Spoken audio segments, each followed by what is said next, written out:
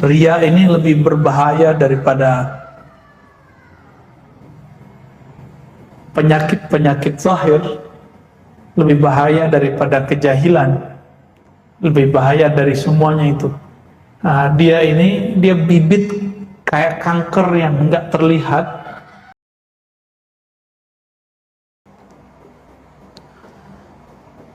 Di dalam Al-Quran,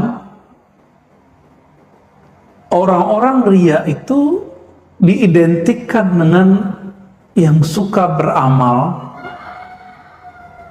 amal akhirat, tapi tujuannya duniawi. Nah itu, jadi kalau boleh didefinisikan, apa itu riya yang haram?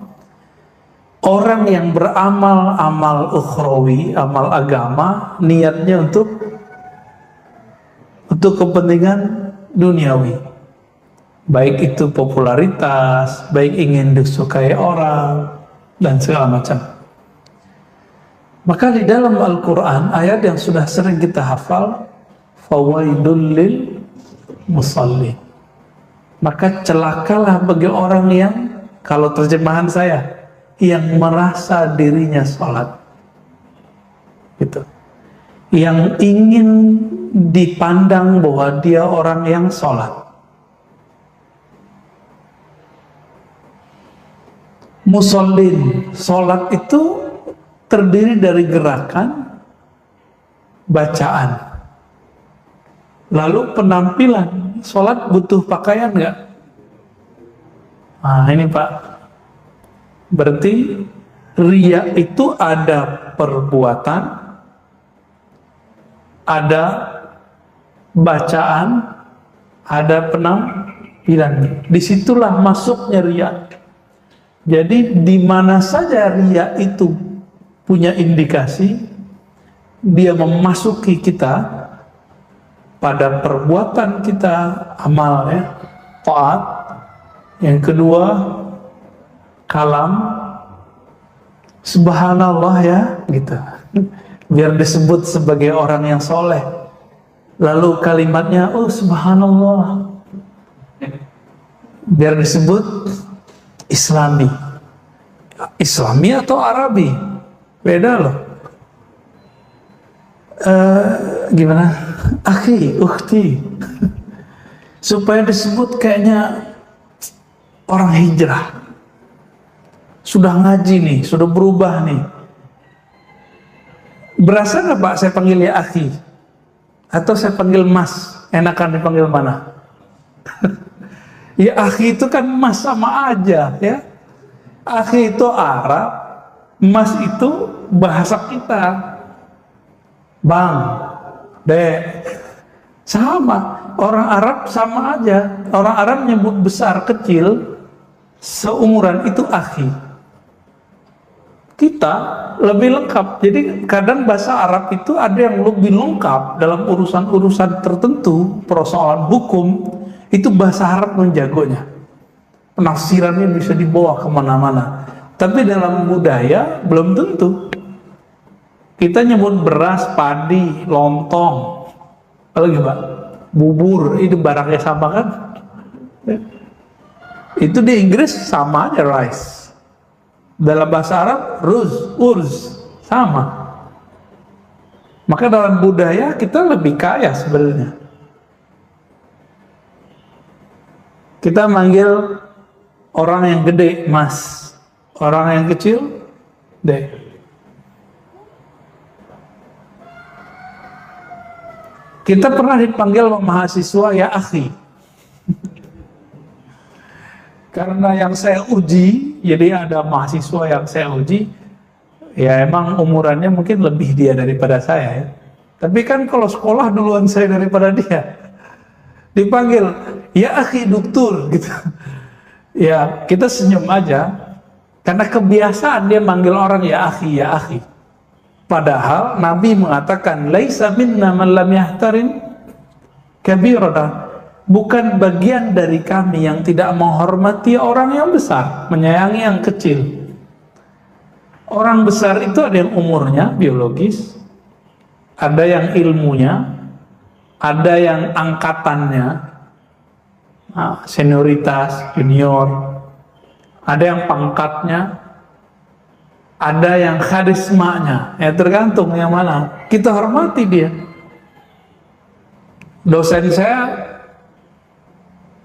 sekarang jadi apa sekarang? Jadi dia cerita, dulu ada teman kamu manggil saya pakai antum-antum gitu. Dikira itu Islami, Pak. Tapi antum-antum kepada guru yang ada yang nggak terbiasa dengan begitu, itu tersinggung deh. Kalau saya kan biasa digituin, ada ente itu biasa digituin. Mau dia besar kecil mengantum-antumkan kita biasa. Tapi ada orang nggak biasa digituin. Maaf Pak, antum di mana? Nggak pernah dibalas lagi sama dia. Masa saya diantum-antumin. Antum itu kalau bahasa Arab kan kamu. Lu di mana kayak gitu? Kalau bahasa Arab kan nggak begitu. Kalau emang mau pakai Arab nih, kita ngomong pada dosen, nggak begitu. Ini kan lucu. Pakai Sayyidina nggak boleh, Pak. Tapi kalau orang Arab Saudi yang bermanhaj Salafi itu nyebut syekhnya Fadilatul Ustaz, Fadilatul Syekh. Apa arti Fadilatul Syekh? Yang terhormat, Sahibul Ma'ali, yang sangat mulia. Itu kalau pejabat-pejabat tuh. Giliran Nabi nggak boleh. Ente baca Sayyidina bid'ah. Ternyata yang begitu-gitu udah dikikis Pak. Sekarang di Masjidil Haram, khotib-khotibnya udah banyak yang pakai Sayyidina. Di 2016 saya umroh, beda dengan 2014. Khotibnya pakai Sayyidina, Allahumma sholli ala Sayyidina Muhammad. Ya di sini masih ramai aja. Ya kan? Kalau imamnya baca kunut wa sallallahu ala Sayyidina Muhammad, langsung dia males. Kenapa? Ada masalah apa sih dengan Sayyidina itu? Berarti dia nggak ngerti cara menghormati Rasulullah. Oh bukan gitu Ustaz, ente nggak paham sunnah. Nabi mengatakan qulu Allahumma sholli ala Muhammad, katakan Allahumma sholli ala Muhammad. Itu kan Nabi contohin. Kalau baca sholawat kepada saya, bacalah Allahumma sholli ala Muhammad. Nggak pakai Sayyidina di hadis. Tapi di hadis lain kan beliau ngomong. Jadi kadang-kadang Nabi ngomong itu membahasakan dirinya Muhammad. Muhammad itu sudah terpuji tanpa Sayyidina. Tapi kita punya adab. Apa kata beliau? Ana sayyidu waladi Adam yaumal qiyamah wala fakhar. Aku adalah sayyidnya manusia yaumal qiyamah, pada hari kiamat, la fakhar. Sekarang kita nggak tahu, nanti kita bakal lihat. Nabi Adam aja tersungkur, ya, ketemu Nabi Muhammad Sallallahu Alaihi Wasallam. Nabi Musa aja kaget tinggalin Nabi Muhammad. Maka beliau bilang, saya sayyidnya manusia. Manusia nggak sini? Kalau manusia ya biasa aja orang baca Sayyidina. Tapi kalau ada orang yang nggak baca Sayyidina juga nggak apa-apa sebenarnya. Tapi jangan salahkan yang baca Sayyidina. Ini ujian khotib Pak. Jadi kalau pas sholawat nggak mau baca Sayyidina, kenapa? Ada 1-2 orang di antara jamaah itu menurut dia ini anti Sayyidina. Untuk menghormati 2 orang ini, ratusan orang yang sholat di situ merasa nggak nyaman telinganya. Cuma karena menghormatin 2 orang yang rese ini. Akhirnya ketika sholawat, Allahumma sholli ala Muhammad, dengan niat ingin menghargai 2 orang itu riya. Tapi dia begini, kadang saya mengamalkan Allahumma sholli ala tanpa Sayyidina, boleh. Kadang saya mengamalkan Allahumma sholli ala Sayyidina, itu nggak ada masalah. Tapi kalau karena si fulan, ini baru bid'ah. Bukan bid'ah lagi ya, haram malah.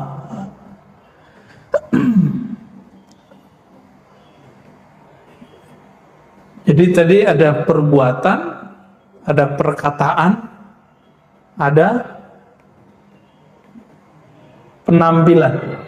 Nah yang paling banyak kena itu di kalam. Ya zaman-zaman sekarang, Masya Allah, ya akhi, supaya disebut apa tadi? Islami. Itu bukan Islami, itu namanya apa? Arabi, kearab-araban. Beda kearab-araban dengan keislaman. Islam itu agama adab.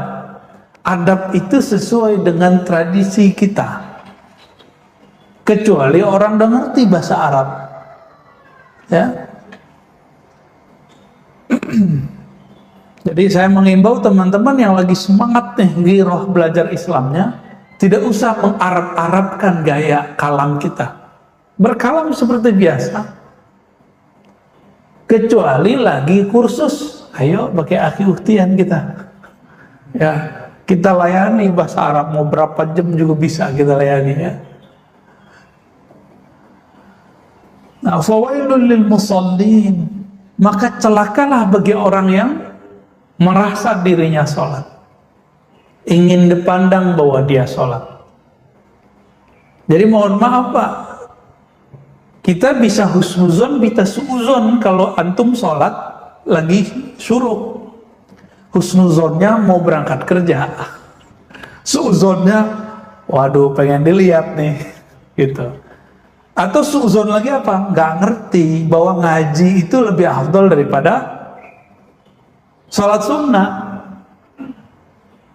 Tapi saya husnuzon Pak ya. Jadi kalau Bapak nanti pas syuruk mau sholat, sholat aja. Kali mau kerja kan ya nggak masalah hari Senin. Tapi bisa nggak masuk suuzon? Bisa masuk aja. Nanti bab suuzon beda lagi babnya. Nah, itu persoalan penyakit lain lagi Pak. Insya Allah nanti kita bahas. Allazina hum an salatihim sahun, allazina hum yura'un. Ya. Orang-orang yang hum yura'un, mereka merasa dipandang, ingin dipandang. Contoh kalau kita ini pada dasarnya riya, pada dasarnya udah sifat batiniah, sifat tabiiyah bukan batiniah. Tabi'i udah lumrohnya dari sono. Kalau Bapak foto bersama, yang dilihat siapa? Diri sendiri nggak? Maka riya ini bagian dari penyakit narsisme.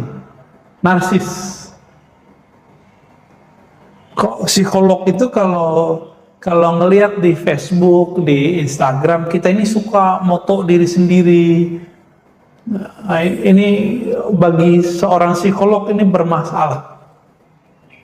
Tapi bagi ahli kolbu itu bisa diobati Pak. Bisa diobati. Dan salah satu sifat dari munafik adalah munafik. Apa sifatnya? Riya.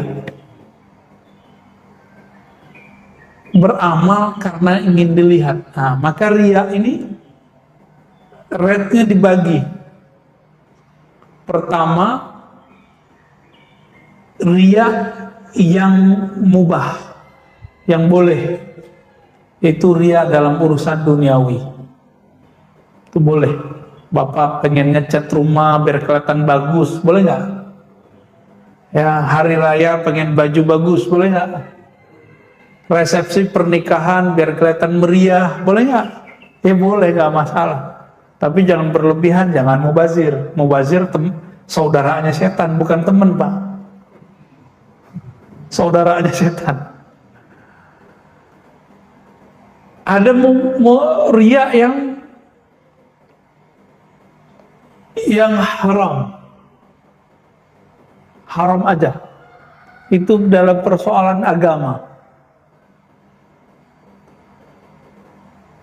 Dia berdosa aja, tapi nggak sampai kepada status munafik. Yang kayak tadi, ya, menggunakan simbol-simbol agama biar pengen disebut apa gitu. Tapi ada riya yang menumbuhkan sifat kemunafikan dalam diri. Ini yang kemudian diantisipasi dalam Al-Quran. Riya yang mana? Dia sebenarnya nggak rajin sholat. Kalau sholat tuh ngebut, tapi kalau di masjid itu bisa lama. Nah, riya begini nih gawat ini. Tapi bapak ini sholat di rumah sama sholat di sini sama. Ya udah, nggak usah dipikirkan. Mau orang lihat, nggak ada urusan.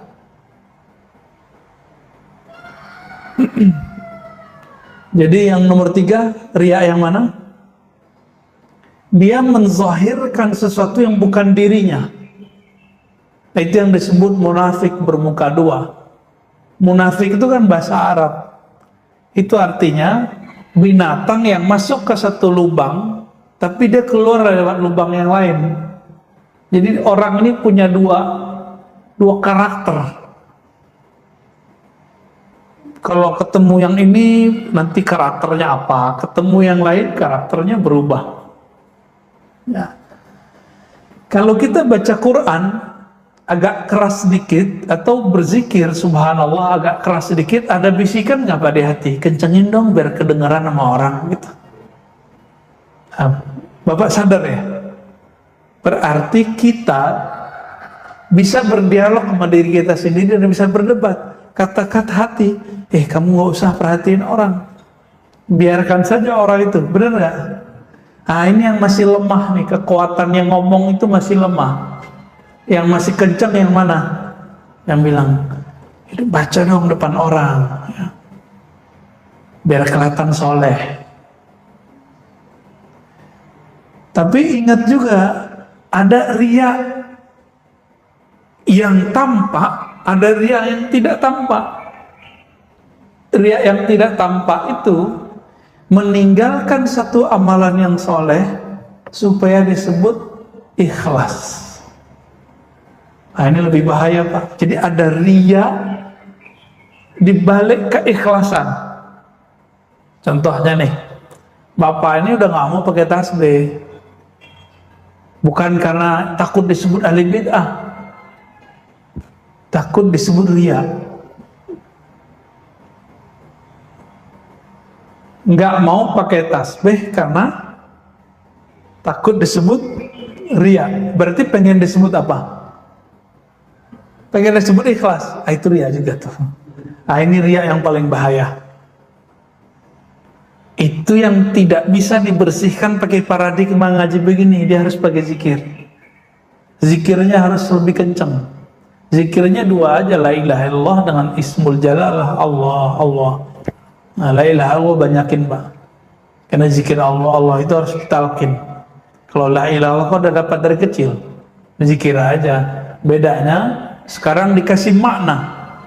Tidak ada yang memandangku kecuali Allah. Aku tidak beramal kecuali karena Allah. Itu maknanya la ilaha illallahnya. Itu cara ngobatin diri. Kenapa nggak sholat sunat? Malu ntar disebut orang riya lagi. Nah, itu masuk tuh. Kenapa nggak baca assalamualaikum? Ntar disebut orang soleh lagi, orang alim, so alim. Berarti dia takut disebut riya karena so alim. Berarti pengen disebut apa dong? Pengen disebut ikhlas. Jadi riya di dalam keikhlasan itu dia. Tarkul amali khawfar riya riyaun. Begitu kaidahnya. Meninggalkan satu amalan karena takut disebut riya, itu adalah riya yang tersembunyi dalam keikhlasan.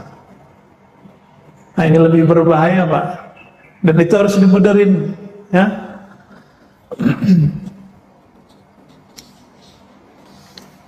Nah, kalau lagi puasa apa riyanya? Lemesin badan, ya. Lemes nih, nggak sahur. Orang awam mengira kalau puasa nggak sahur tuh hebat. Tapi Nabi, menurut Nabi hebat gak? Apa kata Nabi? Al-farqu bainana wa baina siyami ahli kitab as-sahur. Perbedaan puasa kita dan puasa ahli kitab itu sahur. Itu bedanya. Jadi nggak keren, Pak. Orang nggak sahur hebat, nggak ada urusan. Justru yang hebat itu yang yang sahur.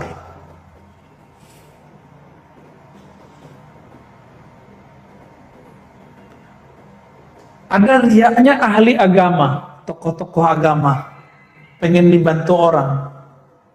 Gimana caranya? Teriak-teriak, ya, cari-cari perhatian di sosmed, di Facebook. Pengen punya pesantren, foto tanah kosong, terus bilang, ya Allah, semoga diberi nanti kesempatan bikin pesantren. Posting. Pengen apa? Pengen nanti supaya ada orang kaya beli dia tanah, kan gitu. Atau pengen ada orang punya tanah ngasih dia wakaf, sama aja. Hatinya gantung sama makhluk, nyantol sama makhluk. Dakwah nih, zaman-zaman musim hujan, belum punya mobil, belum punya kuda berkaki 4, ya. Kena hujan, pasang status di IG kah, di WA kah, ya Rob, beginilah perjalanan dakwah. Musim hujan, baju pun basah, tapi belum punya apa? Kuda roda 4. Niatnya apa? Pengen nanti ada orang agnia, orang-orang kaya beliin dia mobil. Nah, kan gawat ini. Kalau Allah sayang, nanti Allah kasih lain, Pak.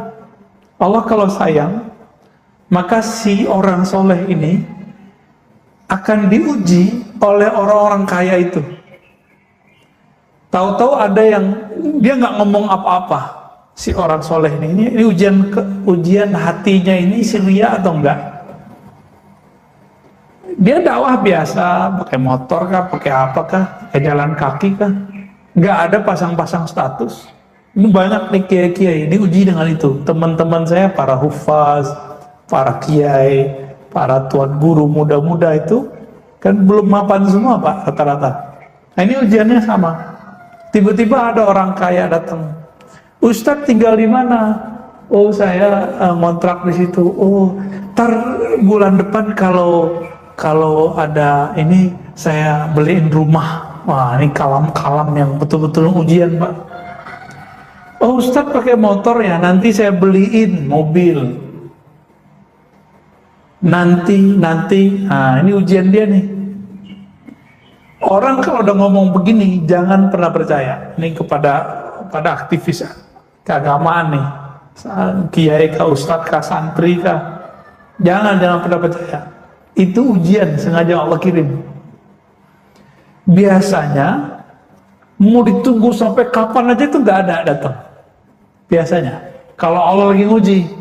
Tapi kalau Allah ingin kasih istidraj, zahirnya nikmat, batinnya adalah jebakan, itu langsung dikasih, Pak. Itu berarti Allah nggak sayang sama orang ini. Tapi kalau Allah sayang sama orang ini, diselamatin hatinya. Ditunggu sekian bulan, bahkan setahun, nggak ada tuh orang tuh datang. Ya dulu kiai saya juga cerita gitu. Bangun rumah dinas untuk para dosen, para ustadz, ya. Untuk Mahat Ali ini kan sebatas setara dengan kampus S1. Maka dibangunkanlah rumah dosen. Berkalamlah seorang agnia, orang kaya nih, konglomerat, bikin hati melarat. Apa kata dia? Tat, tenang Tat, ini rumah berapa duitnya? Zaman-zaman itu masih 250 juta. Zaman itu tahun 2006, sorry, 2006. Itu udah dapat 2 tingkat tanpa tanah, Pak, ya. Ditunggu-tunggu sama beliau 2 tahun, la kalam wala salam. Sesekali beliau sapa assalamualaikum, nggak bilang apa-apa, rumah udah jadi. Sama kontraktor udah utang. Itu ujian kiai saya tuh. Akhirnya beliau belajar juga di situ, nggak boleh gantung sama orang, nggak boleh. Teman saya ngeredit rumah, datang orang kaya, hafiz, Mbak, Ustadz. Saya lihat beliau sangat tulus kalau ngajar. Nggak tahu isi hatinya ya, bahkan kelihatan penangan kita begitu. Karena ada seorang ibu-ibu kan gampang ternyuh ngeliat Ustadz ini berjuang. Ustadz, ini rumah masih kredit ya? Oh iya, nanti saya bayarin Ustadz. Berapa bulan lagi, berapa tahun lagi, nanti saya bayarin semua. Udah 3 tahun ditungguin, nggak ada Pak. Ya, saya tepuk-tepuk orangnya. Sabar ya. Kalau ada orang begitu, Allah sayang sama ente. Kalau Allah nggak sayang sama ente, ente dikasih. Nanti hatinya orang yang hafiz Quran, kiai ngajar sunnah, kiai punya pesantren, nggak lagi berta'alluq, bergantung kepada Allahus Samad, tapi bergantung kepada orang yang kaya konglomerat itu. Maka nanti kelihatan kalau orang kaya ngajak, dateng, suara dibagus-bagusin, ngajinya diindah-indahkan, suaranya agak ke dalam dikit, atau agak dikencengin dikit, biar kelihatan performanya bagus. Nggak, itu bohong semua itu. Ya. Cari muka. Maka efek dari riya ini cari muka. Dan makhluk yang suka cari muka itu si guguk apa si monyet? Si monyet, Pak. Ini kalau Bapak ini batinnya kuat, itu kadang-kadang muka orang tuh berubah kayak monyet, kelihatan sama kita. Saya kadang-kadang berdoa supaya nggak ngelihat itu. Namanya kasyaf ya. Kadang-kadang berubah lah mukanya dari satu sisi. Kenapa berubah nih mukanya? Muka ini kiai ini. Udah nggak kayak manusia, udah kayak guguk, nyalak terus. Ada yang kayak monyet ya, cari perhatian terus. Ada yang kayak kucing gitu Pak, cari perhatian juga tuh kan, kucing sama tuh. Tapi makan tuh nggak pernah kenyang tuh si kucing, nggak pernah dia bersyukur. Kucing kan begitu.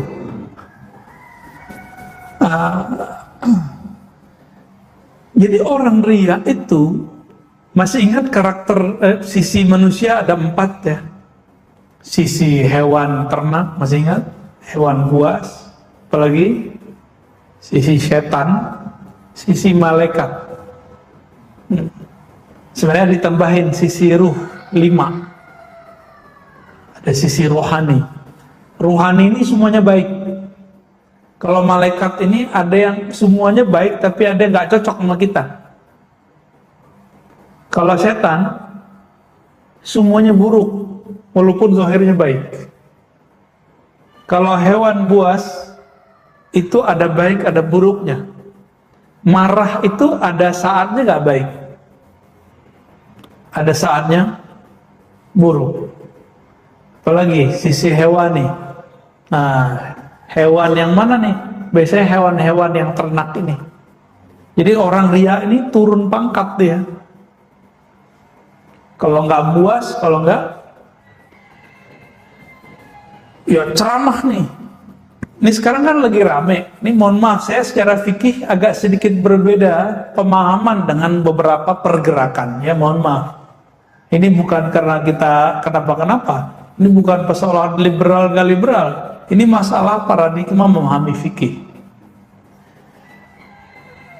Ada orang berceramah bulan puasa, ayo kita tutup rumah makan. Ini kemungkaran. Adil nggak Pak? Tutup rumah makan, tapi Indomaret dibuka.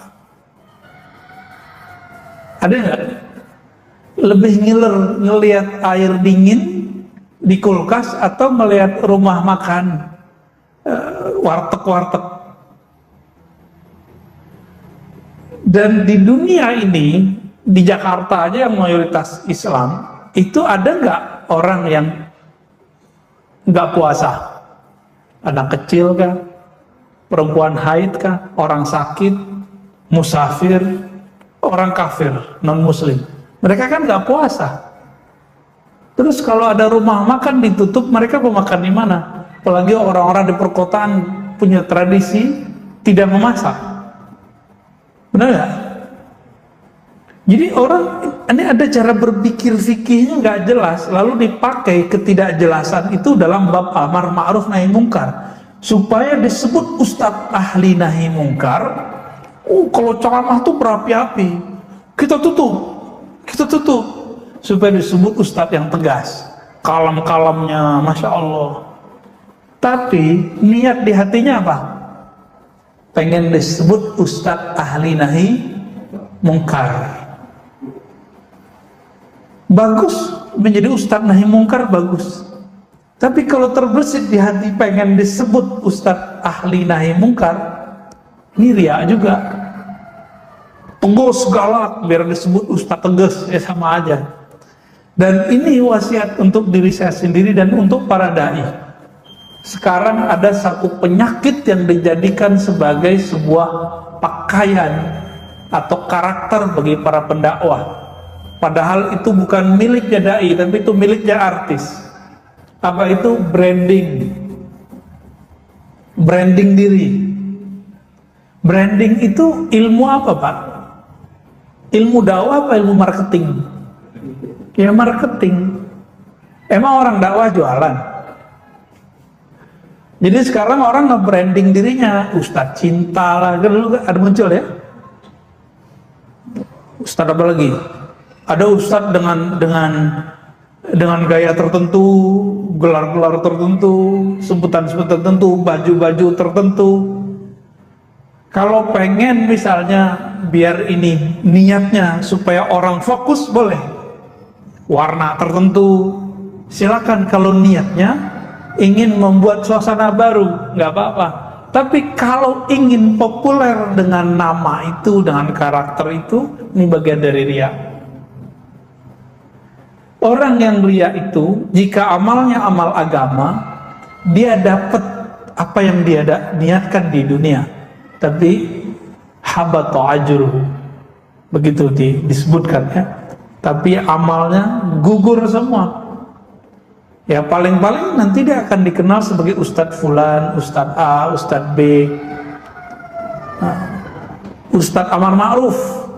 Kalau ini Ustadz Nahi Mungkar,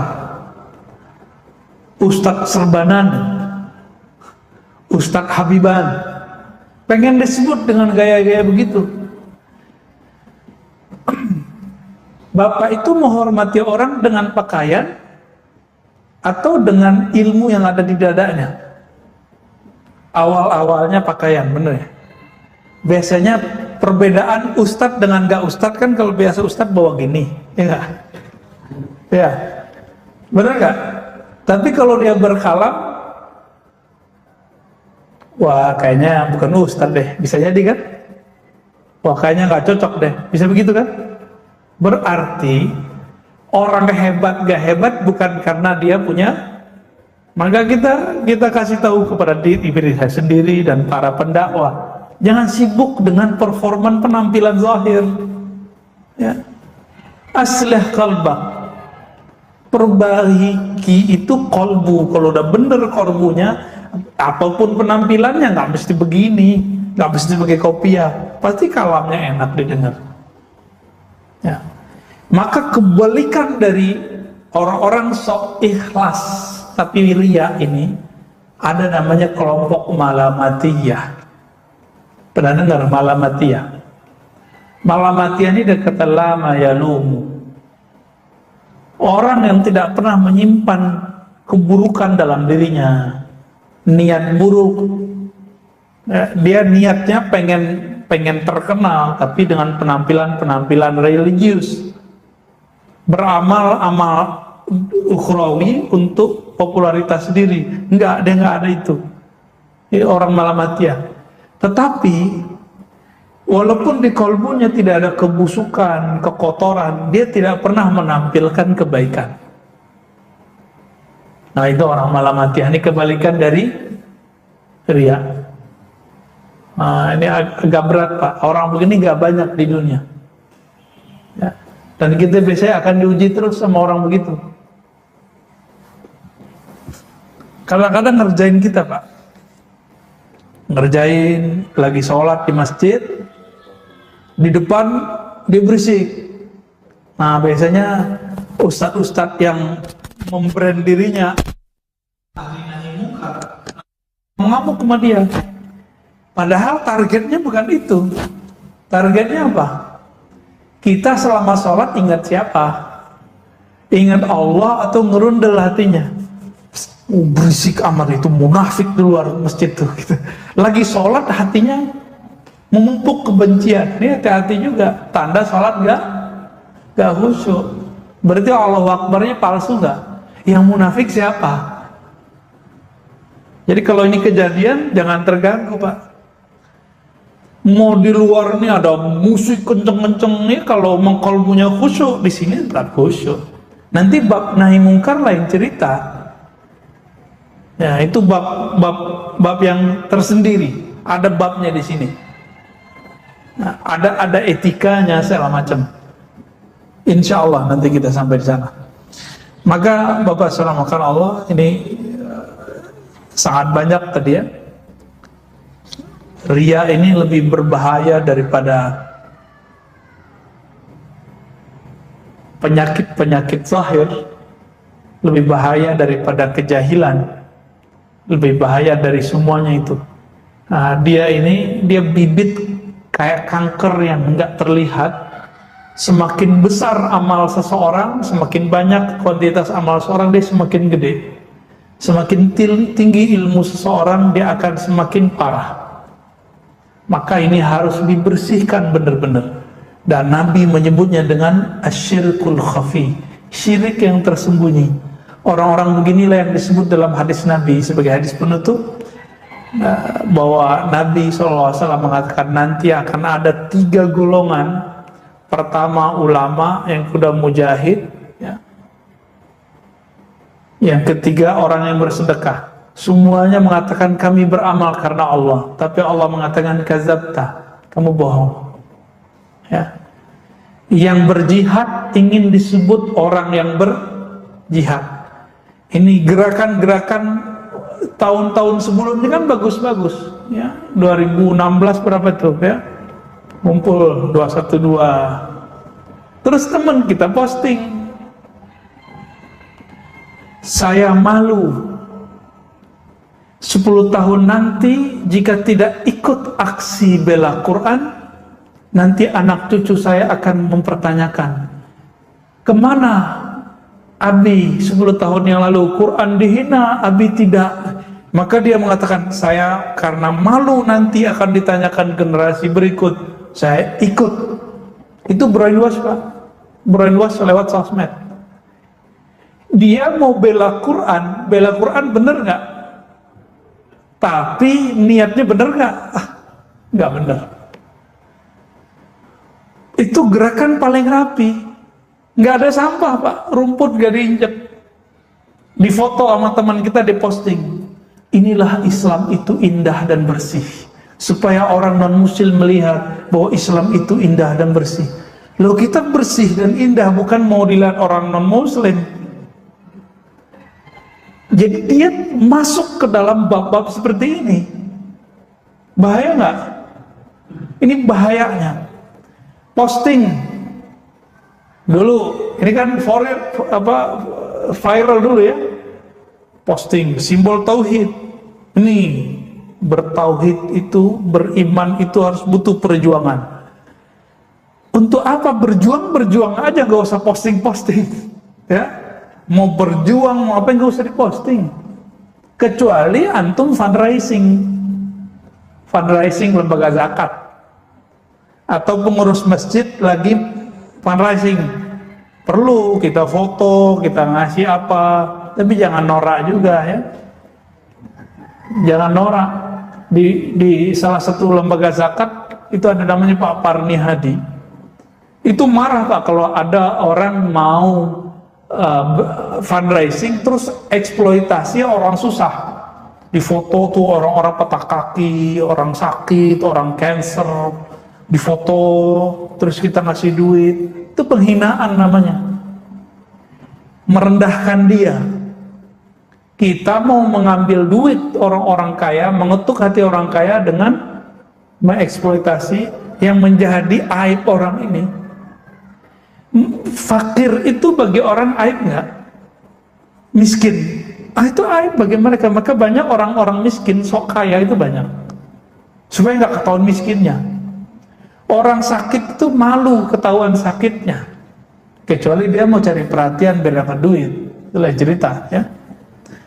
Maka Bapak saudara Allah, karena ini penyakit yang tidak terlihat, kita yang tahu bahwa kita punya penyakit ini atau tidak. Maka orang yang merasa dirinya tidak ria, saya curiga dia ada keriaan dalam dirinya. Maka tuduhlah kita setiap hari di dalam diri kita ada ria. Maka istighfarnya sudah naik pangkat.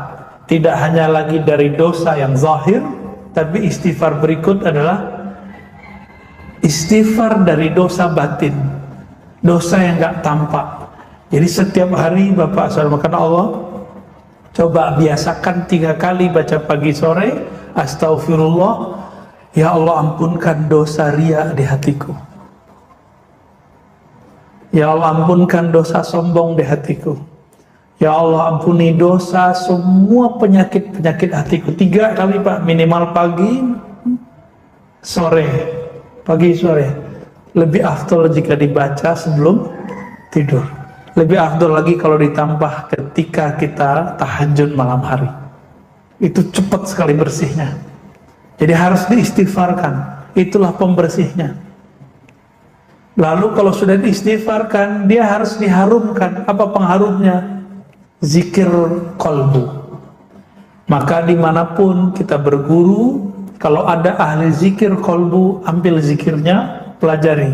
Zikir kolbu itu mata dipejam, lidah dikunci, mulut ditutup. Lalu yang berkalam cuma kolbu yang tadi punya penyakit ria, dilatih supaya dia menyebut nama Allah, tidak merasa dipandang oleh makhluk, tapi yang mandang adalah Khalik. Jadi ria yang boleh itu ria kepada Allah, tapi nggak ada istilah begitu. Namanya ihsan, menyebut nama Allah dan meyakini Allah mendengar kita menyebut namanya, Allah melihat bahwa kita membaca namanya. Nah, ini baru namanya ihsan. Baik, kira-kira itu Pak. Gimana? Ada yang mau ditanyakan? Ini nggak pada kerja nih. Udah pas jam 6. Jam saya, jam saya telat ya. Gimana? Belum ada pertanyaan, saya tanya. Jadi tidak diartikan sebagai ingin dikatakan kenyataannya A, ingin dikatakan B di orang lain, atau membuat diri sendiri. Memandang diri kita beramal gitu, berjasa, beramal. Rumusnya satu aja bedanya. Kalau sombong merasa diri lebih, kalau ria merasa punya amal, merasa beramal, merasa berjasa, merasa berilmu, pengen kelihatan ilmunya gimana, ngomongnya agak diistilah-istilahkan dikit karena baru pulang dari barat, ngomongnya Inggris-Inggrisan dikit. Kalau dari Perancis gak fuangse dikit. Kalau dari Arab istilahnya Arab-Arab dikit biar kelihatan menyeramkan ya. Kalau itu muncul, dan itu muncul Pak ya, syukurnya waktu dulu kita kuliah diskusi itu kan hidup, jadi kita langsung tahu ini lagi belagu nih saya nih, memang niat nakut-nakutin lawan debat, caranya kasih istilah yang unik-unik, merekonstruksi sesuatu paradigma berpikir. Kayaknya kerennya rekonstruksi paradigma. Kan bisa aja kalau ingin merubah cara berpikirnya bisa aja, tapi biar disebut keren Pak, biar kelihatan kayak dokter beneran ya. Nah itu muncul, jadi pengen dilihat kita ini punya warna, punya jasa, punya sesuatu yang sebenarnya di dalam diri kita nggak connect gitu. Nah, tapi tadi kembali beramal dengan amal ukhrawi untuk niat duniawi, itu yang paling parah. Ya. Gimana? Ya. Riya dan ujub. Oh ya, kita belum nyampe ke ujub ya. Ujub itu sebenarnya bukan ujub pasangannya, saya lupa. Judulnya Riya dan Sum'ah. Ya, kalau ujub itu adik kakaknya kibir, sombong. Jadi judulnya salah kirim dan afwan. Jadi Ar-Riya wa Sum'ah. Sum'ah ini pamer. Pamer itu sebabnya karena awalnya riya. Sum'ah di zaman sekarang lebih parah daripada zaman dahulu. Sum'ah zaman sekarang ada fasilitasnya, sosmed. Maka sosmed ini bisa menjadi lahan dakwah, lahan kita silaturahmi, bisa jadi lahan riya, menampilkan kalau kita beramal, atau sum'ah, pamer. Hati-hati nih.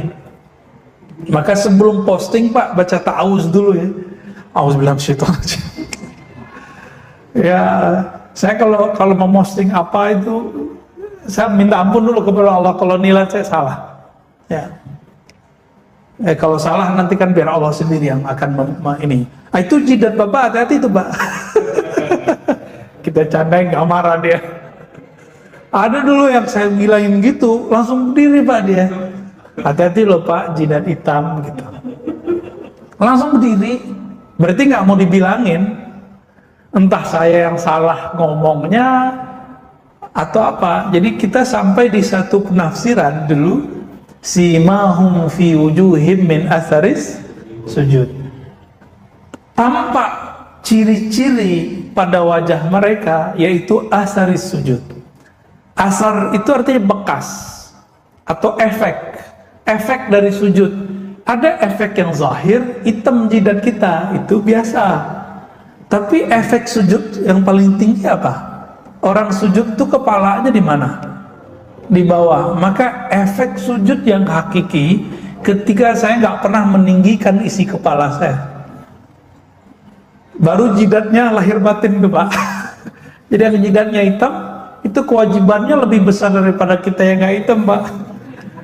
Karena orang tahu, wah ini kayaknya banyak sujud nih. Maka kewajiban Bapak lebih kuat daripada kita, lebih berat menjaga efek sujud nih. Ya, jenggot sama, yang punya jenggot ini lebih berat Pak urusannya. Kan ada yang jenggot style. Ya, itu urusan niat aja itu. Jadi amal-amal apa saja itu tergantung kita. Apapun ya, jadi nggak mesti. Banyak juga yang jidatnya hitam nggak sholat juga ada. Ya, selamat Pak, punya tanggung jawab berat. Apalagi udah. Malamatiyah itu orang yang tidak menyimpan keburukan di hatinya, tapi tidak menampilkan sedikit pun kebaikan. Ibadahnya gak kelihatan sama kita. Maka orang sholat dia gak kelihatan sholat, nunjukin gak kelihatan sholat. Orang kayak gini itu semakin Allah memandang kolbunya, semakin dia ingin menunjukkan keanehan depan orang, biar gak ketahuan kalau dia ini dekat kepada Allah. Jadi mereka ini bersembunyi dalam terang.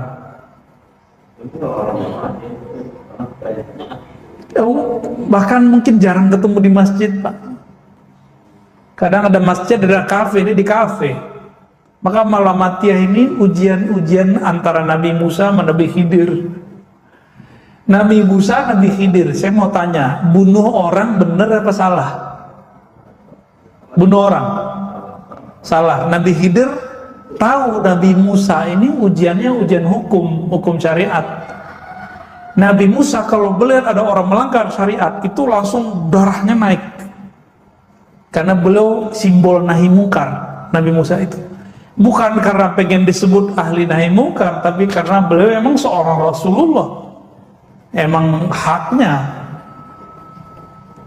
Ujiannya siapa? Apa pantangan Nabi Musa dibuat sama beliau? Bapak ini suka jamaah, nanti akan diuji oleh Allah. Tetangga nggak sholat jamaah, hatinya bilang apa? Munafik nih, gitu. Munafik nih nggak sholat ke masjid. Hati-hati Pak. Itu ujian kita semua tuh. Coba aja rasain pulang ke rumah, ya kelihatan kok pulang subuh lampunya belum mati juga nih, belum kedengaran ada bunyi keran hidup nih. Setan langsung bisikin tuh, yang suci tuh ente, yang ikhlas ente, sampai ente munafik. Kenapa? Dia pakai hadis. Jadi setan ini hafal hadis. Kenapa? Kita belum lahir dia sudah dengar Nabi ngomong. Apa kata Nabi? Asqalus salah alal munafiqin. Salat paling berat bagi orang munafik adalah 2, Isya dan. Jadi bapak ini punya tetangga nggak sholat Isya, waduh berat. Nanti setannya masuk, Pak. Jangan kira saya ini selamat tiap hari saya menghadapi itu, Pak. Tetangga kita ada yang sholat subuh, ada yang nggak sholat Isya di masjid. Tapi dia sholat nggak di rumah? Sholat di rumah, masa nggak sholat di rumah? Mungkin karena corona dia nggak datang ke masjid, kan bisa begitu. Atau mungkin dia punya mazhab. Imam Ghazali ini punya satu mazhab yang beda sama yang lain. Bagi beliau, orang yang hatinya berpenyakit berat dianjurkan dia berkhalwat. Maka di saat-saat dia berlatih ini boleh ditinggalin sholat jamaah, kecuali Jumat. Tapi nggak boleh tiap sepanjang masa, nggak boleh. Cuma di hari-hari khalwat. Tapi pandangan ini ditolak oleh para imam kita. Imam Barkawi, ya, imam pensyarah kitab Ihya Ulumuddin menolak itu. Itu persoalan fikih. Tapi Imam Ghazali kan ngerti dirinya sendiri. Ya. Beliau itu riaknya karena posisi. Dulu beliau kan profesor, gelarnya Hujatul Islam. Jadi semakin tambah ilmunya, tambah gelarnya, wah ini semakin tinggi, semakin kuat pengaruh riaknya. Dan Imam Ghazali orang yang mengalami, mengidap penyakit itu semua di waktu beliau terkenal. Maka beliau menghilang 10 tahun, diajarkan Asmaul Husna oleh Imam Abu Ali Al-Farmadi, dan berzikir dengan itu. 4 tahun sebelum wafatnya beliau balik ke Baghdad, lalu pindah ke kampungnya dan bikin surau atau zawiyah pesantren kecil. Disitulah beliau mengajarkan kolbu.